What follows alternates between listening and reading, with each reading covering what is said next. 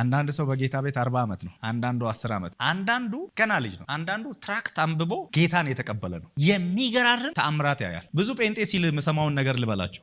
ገና ጌታን እንደተቀበልኩ እግዚአብሔር በጣም ብዙ ተአምራት ያደርግልኝ ነበር። በቃ ስጸልይ እፈወሳለሁ፣ ስጸልይ የሚያስፈልገኝ ባጀት ይለቀቃል። የት አለ አሁን ያ ጌታ ሲል አይ አሁን ጌታ በቃ ሊፈትን አንተ እውቀት ስላለን ነው፣ ስለላከው ነው። የመጀመሪያው ፍቅር ውስጥ ስለሌለ አሁን ያን እጅ ልታጣጥመው አትችልም። ለምን ንቀዋል? መንፈስ ቅዱስን ንቀናል። እንዴት ካላችሁ እንደ አሚናዳብ ቤት 20 ዓመት አስቀምጠነዋል፣ ግን ሊደግፈን የመጣውን እንደግፍ እያልነው ነው። መንፈስ ቅዱስን ልታከብሩ ይገባል። መንፈስ ቅዱስ በእናንተ ዘንድ ሁሌ የሚታሰብ የተረሳ መልእክተኛ ሊሆን አይገባም። ሁል ጊዜ ልታስቡት ይገባል። በዘመን ብዛት ሳይሆን ድንገት ዛሬ ጌታን አንተ ራስህ ሄደ ሰብካት የዳነች ልጅ ብዙ ሚራክል፣ ብዙ ፈውስ፣ ብዙ በረከት፣ ብዙ አይነት መቀጣጠል፣ ብዙ ራእይ፣ ብዙ ልምምድ ውስጥ ስትገባ አንተ የለም።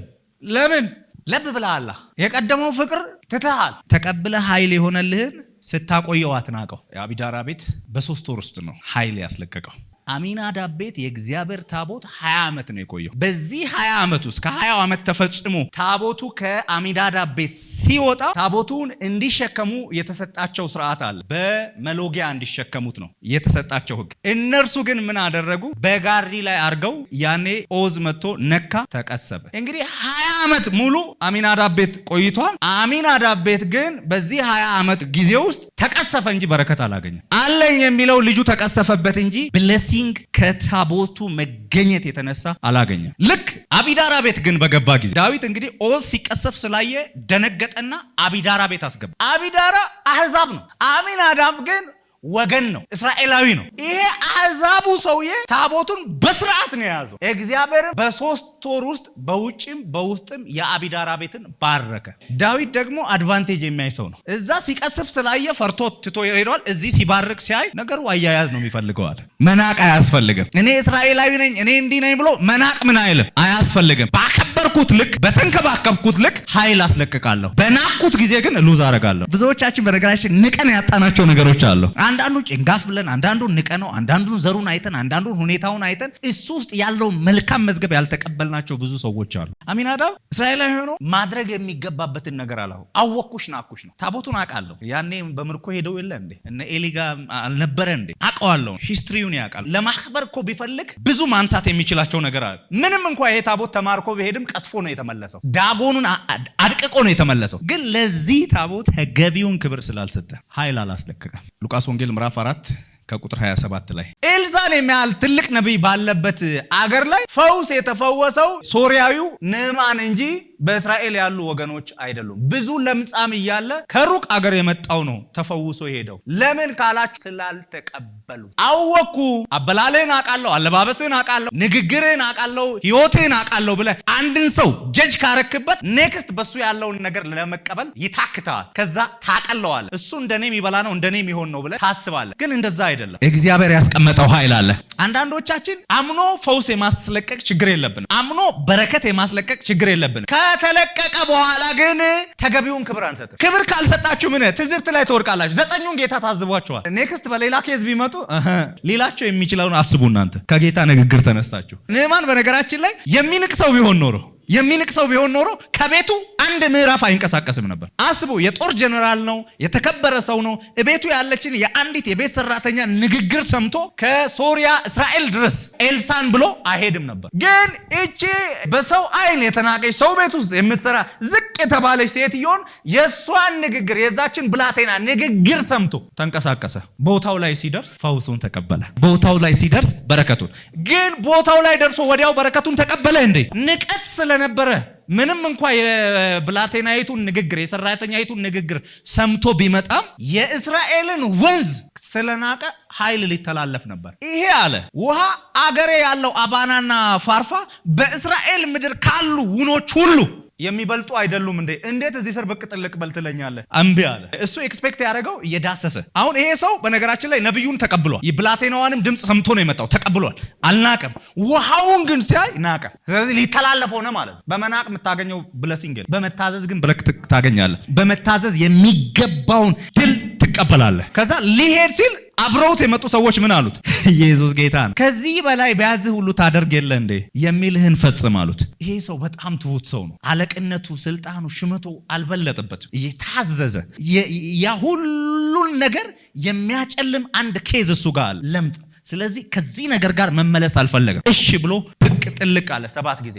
እሱ ለለምጽ ነው የሄደው። ስጋው ሁሉ ተፈወሰ። የሕፃን ልጅ ስጋ ሁሉ ተሰጠው። ቆዳው እንደ ሕፃን ልጅ ቆዳ ሆነ። መጽሐፍ ምን ይላል መሰላችሁ? ከልጅነት ሚስት ጋር ምን ይበል ይላል። የልጅነት ሚስት ገና ስታያት ፊቷ ያምራል፣ ማዲያት የለም፣ ሽበት የለም። ሃሌሉያ! በጣም ቅርጿ ያምራል፣ ሁሉ ነገሯ ደስ ይላል፣ ባህሪዋ፣ አክቲቪቲዋ ደስ ይላል። ቤት ውስጥ ሁሉ ነገር ቆንጆ ነው። አንድ ልጅ ትወልዳለች፣ ሸንተረር ይወጣል፣ 2 ልጅ ይመጣል፣ ውፍረት ይመጣል። አንተ ደግሞ ውጪ ትሄዳለህ፣ የተለያየ ቦታ ትሄዳለህ፣ ቆነጃጅት ታያለህ። ከዛ እዚህ ቤት ውስጥ ኩሽና ውስጥ የምትንደፋደፈውን ትንቃታለህ። ለምን? ይቺ መጀመሪያ የደነገጥክላት የመጀመሪያ ውበቷን አታለች። ስለዚህ ሰለሞን መጣና ከልጅነት ሚስት ጋር ምን ይበል አለ? ደስ ይበል። እሷ ሰው ስለሆነች ነው ያረጀችው፣ ስርዓት ስለሆነ ሴትም ስለሆነች ነው ያ ሁሉ ነገር ያለፈባት። መንፈስ ቅዱስ እኮ አያረጅም። ብዙ ሰው ዛሬ ጌታን ተቀብሏልና እኔ ጋር ሸንተረር ይወጣል አይልም። ሁል ጊዜ ውብ ነው። ልትንቁት እኮ ሪዝን የላችሁ። ሁል ጊዜ እሱ ውብ ነው። ውብ ብቻ ሳይሆን ውበትም የሚሰጥ ነው። ስለዚህ ልታከብረው ይገባል። ስላወቀ ብዙ ዓመት 20 ዓመት አብሯት ስለኖረ ይንቅና ሌላ ያለ ብዙ ትዳሮችን ልታስቡ ትችላላችሁ። ይሄን ጉዳይ ሳነሳ ግን ወገኖቼ በትዳር ጉዳይ ላንሳላችሁ። ትዳር ትዝታ ይሸጣል። ትዝታ ቫልዩ አለው። ትላንት ያለው ውበት አሁንም እስከ 80 ዓመት የመነዘርከው ሃሌሉያ አብረ ልትሆን ይገባል። ይሄን እንዲሁም የተከፈለውን እያንዳንዷን ጠባሳ እያንዳንዷን ለኔ የኔን ልጆች ለመውለድ ነው ሪስፔክት ሃሌሉያ እንጂ የሆነ ነገር ሆናለች እንዲሆናለች ወጋው አትሊስት እሺ ስለ ሚስት እንኳን በዚህ ጉዳይ እንደው ሪዝን አላቸው። መንፈስ ቅዱስ አያረጅም ያለመልምሃል እንጂ። ስለዚህ ልትንቀው አይገባም።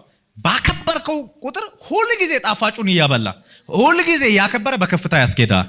በናቀው ጊዜ ግን የአሚናዳብ ቤት እንጂ የአቢዳራ ቤት አይሆንልህም።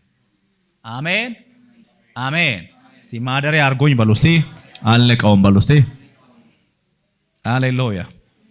ቶሎ ሪስፔክት ሳይጎድል እንግዳ አሁን ቤታችሁ ከመጣ የመጀመሪያ ቀን እግሩን ሁላ ልታጥቡ ትችላላችሁ።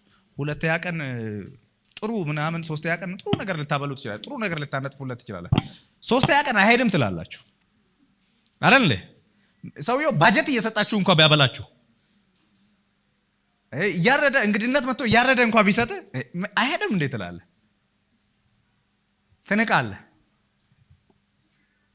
መልክ ይቀየርበታል። ሰውየው ሲሄድ ብለሲንግ ሁሉ ይቀራል። ዛሬ አንድ ሰው አለ አክብሬ በሎስቴ እቀጥላለሁ በሎስቴ መንፈስ ቅዱስን በሎስቴ እኔን በሎስቴ ማደሪያ ያደረገውን በሎስቴ ወደ መቅደሱ የገባውን በሎስቴ አክብሬ በሎስቴ እቀጥላለሁ በሎስቴ ከበረከቴ ጋር በሎስቴ እየተገናኘው በሎስቴ እቀጥላለሁ በሎስቴ መንፈስ ቅዱስ በሎስቴ በእኔ ቤት በሎስቴ አይለመድም በሎስቴ አይታወቅም በሎስቴ አወኩና አኩ ስለሚል ማለት ነው። ሳታቀው ሁሉ ጊዜ አዲስ እንደሆነልህ ሁሉ ጊዜ አብሮ ይቀጥላል። ለፈውስም ለበረከትም ይሆንልሃል። በኢየሱስ ስም ብዬ ጸለይኩ። ክብር ለጌታ ስጡ። ጨርሻለሁ። ሃሌሉያ።